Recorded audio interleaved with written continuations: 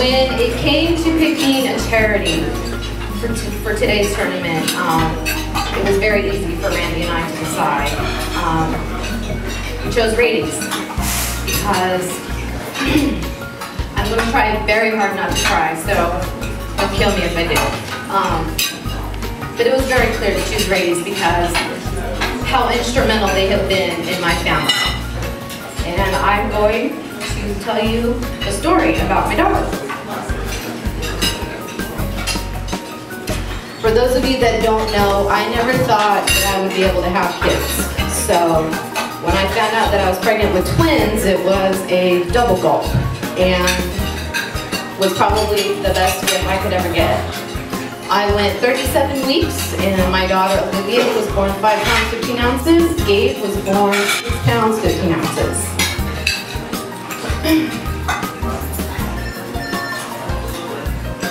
I couldn't have been more happy. It was the best day of my life. So shortly after she's born, they tell me she's breathing funny. In fact, right there in that picture is when they told me, and they took her from me and admitted her to the NICU. That was her right when they admitted her. Oli, as we call her, was in the NICU for 3 days. On day 3, the cardiologist tells me what's wrong. She has a VSD. Now, I'm sitting there and I'm trying to feed her and they come up and they say, "We know what's wrong with your daughter. She has a hole in her heart." And I've never heard this term. I don't know what it means. And I'm like, a hole? What do you mean a hole? And they explained that in the lower wall of the heart separating the right from the left ventricles, there was a hole. So I start asking questions like, is she going to be okay? Is she going to be able to be normal? Is she going to be able to run around and play and do all the things that I want her to do? They tell me, yes, don't worry about it. Most VSDs close on their own, so I don't think that you have anything to worry about at this point. So after 4 days of observation, she's discharged and we go home. But not before being referred to the cardiology department, because with the VSD, she's got to be seen once a month to make sure everything's okay. 2 months into her life, we have our first really big scare. I will never forget this day. She turned white and her lips turned purple. And she was belting out the most bizarre scream I've ever heard. And she was gasping for air. And I called 911 and they rushed her there, and that's when they told me that she had had respiratory distress and that had I not brought her in, she probably would have died.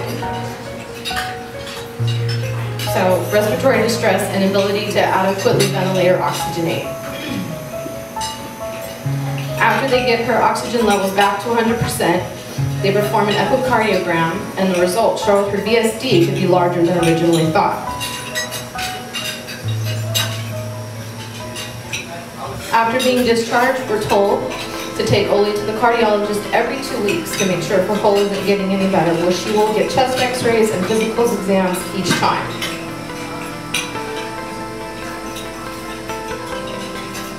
So for a while, things seem to be going well. She's eating, she's growing, she's doing everything that a newborn should be.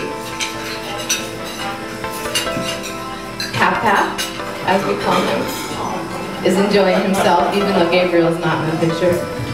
And Mimi's loving being a grandmother, playing dress up, which she does all the time. But then I started noticing some things that really scared me. She started looking more and more blue, all the time. Lips, eyes, everything. On top of that, she's eating less, she's breathing heavier and heavier. She started to wheeze, which was the biggest part of what was terrifying to me, because she would start gasping, she couldn't catch her breath. So we made a special appointment with her cardiologist to see what was going on and what had changed. So her cardiologist told us that we needed to have a heart catheterization, and that would allow them to determine what true actual size of her VSD and determine the best course of action, possibly open heart surgery. So we scheduled it. This was an incredibly emotional day. I think for a mom going through this, there's no way to understand the emotions that you're feeling. Every time your child goes under anesthesia, you think they're not going to wake up. And even though this is a routine procedure, it's not routine to me. So then there's the heart cath results. This day was surreal because I'm sitting in the lobby with Randy and my husband, and I'm waiting for the call that she's out. She's awake and everything's okay. And they call and they say she's okay, and I'm looking at the elevator waiting for the doctors to come out. And I see the doors open, and I see the doctors coming out, and they've got big smiles on their face, and they're kind of laughing, and I'm thinking, maybe she won't need heart surgery. Maybe everything went great. Maybe the hole's closed the last 3 days. I don't know, maybe this is great, I can stop worrying. So they come up and they say, well, the VSD is really big. Her heart's enlarged a lot, and we want to schedule heart surgery in the next month. At that point, everything around me became quiet, and they're talking, and I don't hear what they're saying, because all I can picture is not having my child in my life anymore. So I called Joe Strazzeri, because I don't know what else to do. I know that he's on the board at Sharp, and I know that he knows a lot of people, and I wanted to make sure that I was in the best possible hands. So he puts me in touch with Kristen Gist, who is the executive director at Rady's, an amazing woman, who puts me in touch with Dr. Lamberti's office. This is my pre-op meeting with Dr. Lamberti. I was terrified for this meeting because I had so many questions, and the biggest question that I had was, will her heart start beating again? And I'll never forget this, Dr. Lamberti, because I said to you, I'm scared her heart's not going to start beating once everything's done. And you said to me, I'm not supposed to say this, but it always starts beating. And at that point, this enormous weight lifted from my shoulders. And I thought, I can do this. She can do this. We can do this. So here's the day of the surgery. The waiting game. I think that's probably the hardest part. Waiting for your child to be taken away, not to know the true outcome. Even though you're told everything will be fine, you're worried. This is the last time you're ever going to see your child. This is her right out of open heart surgery. There are no words to explain what it is like to see your child like that. And the nurses were so amazing because they said to me, even though she's hooked up to all of these things, she's gonna be okay. She's gonna be okay. So I'm talking to Lamberti and his team about her and what went on, and they're telling me everything went great. There were no complications. It was smooth. It was good. Stop worrying. This is her day 2. She starts eating. She's getting more tubes pulled out. This is her day 3. All the tubes and wires are almost out. Day 4, all wires are out, and she's doing great.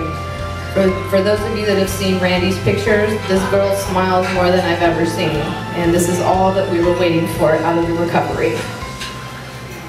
Day 4, we go home, which is amazing. 4 days from what I thought was the end of the world for my daughter and my family and everything that I knew that I had just become. We're going home and we're together. This is day 5. Trying to do tummy time after surgery, which was just crazy, but she did it.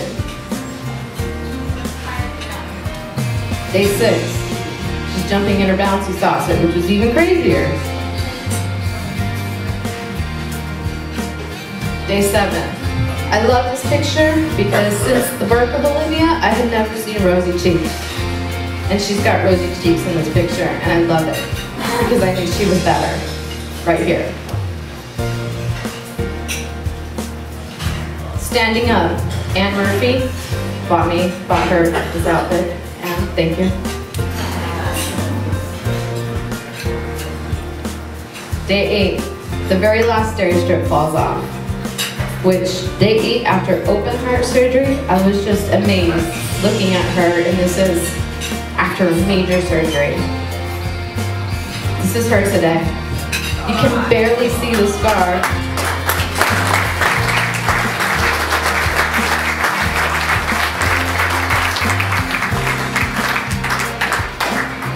Thank you, Dr. Lambert, for doing the incision that way, so no one will see it. This is her being the girl she is, which is a very girly girl.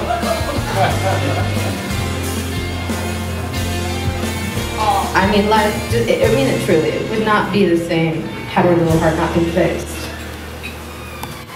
It's her and her brother, they hold hands all the time. I mean, I don't even know how to express my gratitude to go through something like this, which is so unbelievably emotionally wrenching. There are people like Dr. Lamberti and his team of surgeons that make it all possible for us to have children go through things and come out on the other end and be okay. So thank you. I mean, we really are forever do that. So thank you very, very much.